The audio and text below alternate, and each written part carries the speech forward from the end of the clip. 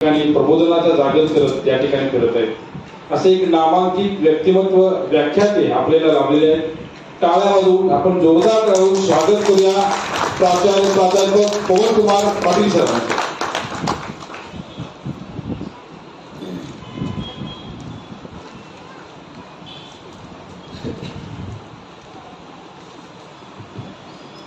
रामकृष्ण हरी.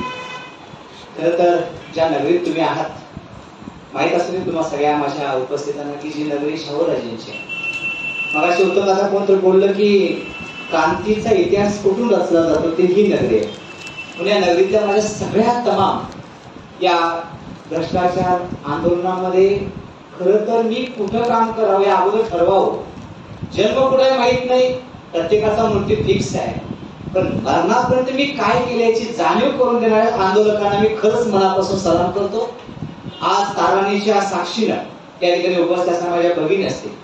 खरं तर एवढं मोठं आव्हान आहे की एका बाजूला वादळ गोंगावणार आहे, एका बाजूला येणाऱ्या लाटा आहेत आणि तुम्ही त्या वादळात दिवा लावायचा प्रयत्न करताय.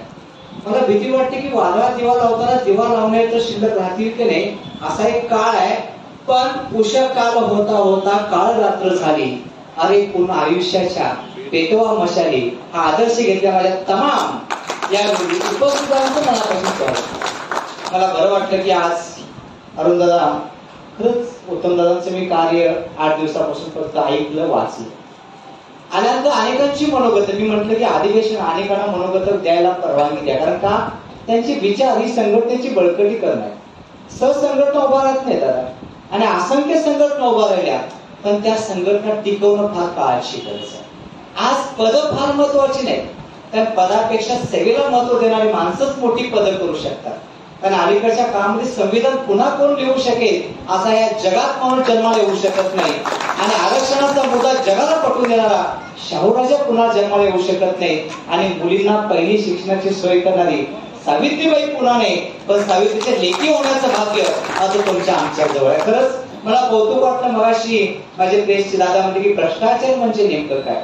दादा याची डिफिनेशन किंवा त्याचं विचार जर मांडायचं म्हटला तर प्रत्येकाच्या हातात मोबाईल आहे, प्रत्येकाच्या हातामध्ये गुगल सर्च आहे, प्रत्येकाकडे युट्यूब आहे. सहज तुम्ही टाईप करता सहज दिसतं की भ्रष्टाचाराची व्याख्याच मुळात असा आहे की जी आपण घालून दिलेली नीती मूल्ये त्याच्या विरोधात जो आचार करतो तो भ्रष्टाचार आहे. या देशामध्ये मूठभर श्रीमंतांनी मनभर लोकांना जी दडपशाही संपवलं त्याचं नाव भ्रष्टाचार आहे.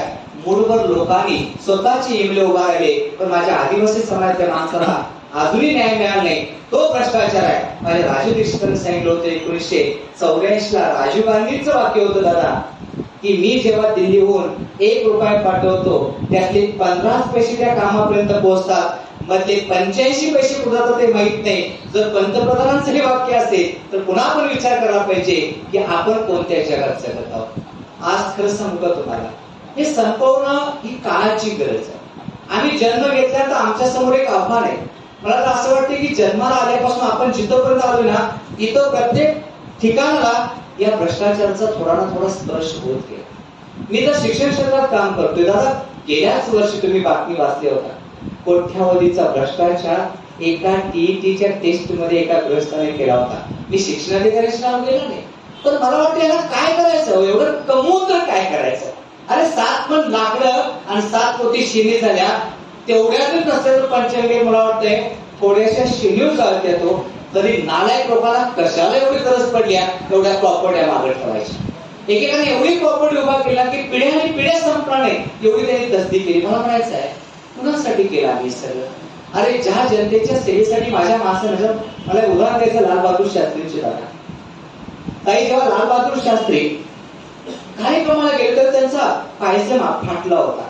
शेजारी विचारलं की शास्त्रीजी तुम्हाला घेता नाही आला का नवा. त्याने उत्तर दिलं, जोपर्यंत माझ्या देशातला प्रत्येक माणसाच्या अंगावरचा पायजमा चांगला मिळत नाही तोपर्यंत मी सुद्धा घालायचा मला अधिकार नाही.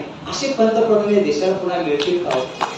काय विचार कर माणसांच्या मनामध्ये. दादा यावर्षी 2024 ताई जो पुरस्कार मिळाला भारतरत्न कोणी वाचला का बघा, कुणाला मिळाला माहिती आहे तुम्हाला. मला संवाद करायचं तुमच्याशी. माझ्यापेक्षा तुम्ही विद्वान आहात, विचारानं ज्ञानानं, माझ्यापेक्षा वयानं काही चांगली माणसं आहे. मला व्याख्यान नाही द्यायचं, कारण मी तुमच्या आंदोलकातलाच एक आंदोलक आहे. अनेक पिढ्या मला या ठिकाणी बोलण्याची संधी मिळत आली. मला खरंच सांगावं आपण या सगळ्या गोष्टी पाहत असताना मी तुमच्याशी दादा यासाठी तहसीलदार संवाद करतोय दादा, की आपल्याला माहित पाहिजे की 2024 ज्यांना पुरस्कार मिळाला भारतरत्न, तो पुरस्कार होता कर्पूरी ठाकूर, बिहारचे 2 वेळा मुख्यमंत्री, 1 वेळा उपमुख्यमंत्री. 1954 तुम्हाला घटना सांगतो, 52 ते पहिल्यांदा आमदार झाले. कशावर आमदार झाले? लोकवर्गणीतून आमदार झाले. आमदार झालेला माणूस आज तुम्हाला माहित आहे गावातला सरपंच, वाकडेगावची माझी टीम आहे, त्यांना माझं नमस्कारच आहे. सरपंच जरी झाला रस्त्यावर चालतच नाही, म्हणजे याचा अर्थ रस्त्यावरच चालतो पण 2 पावलं त्याची जरा वर असतात.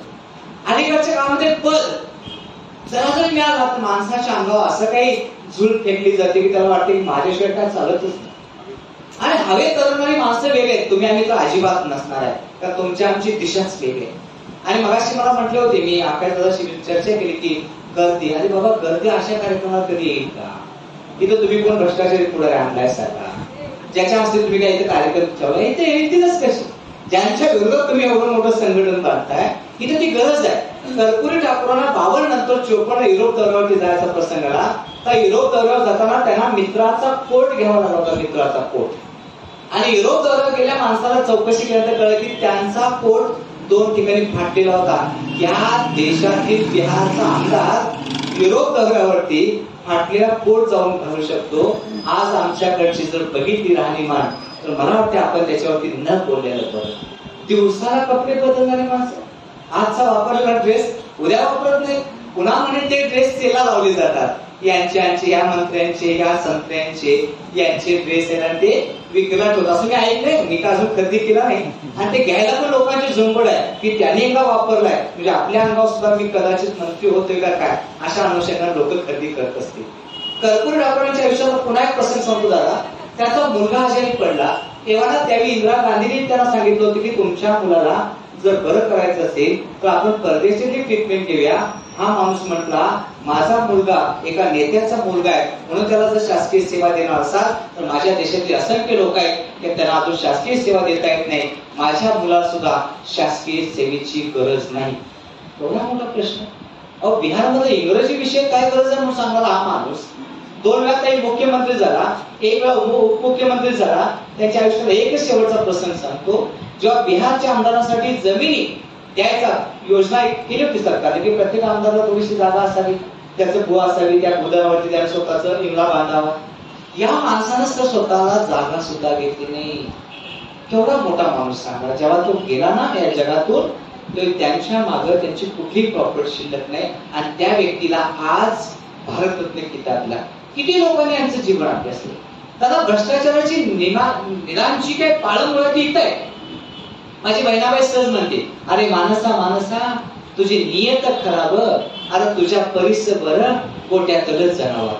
अरे जातीला त्या माती खायची सवय नाही, ती जात एवढी इमानदार आहे ना, तुम्ही चारा नाही एक दिवस जर कमी दिला तरी बिचारी दूध देते. पण यांच्या टेबलावरून आणि टेबलावरून काय दिल्याशिवाय कुसुमाग्रज म्हणतात ना 50ची उमर गाठली, अभिवादन मत करू नका, मीच विनवते हात जोडून वाट वाकडी धरू नका. सरकारी कचेरी असे नसे टाकूनची ती गुहा, मेजावरून मेजा खालून द्रव्य गुणाची लुटून. अहो माझ्या या इतिहासाची पाळंमुळं आहेत कुठं दादा.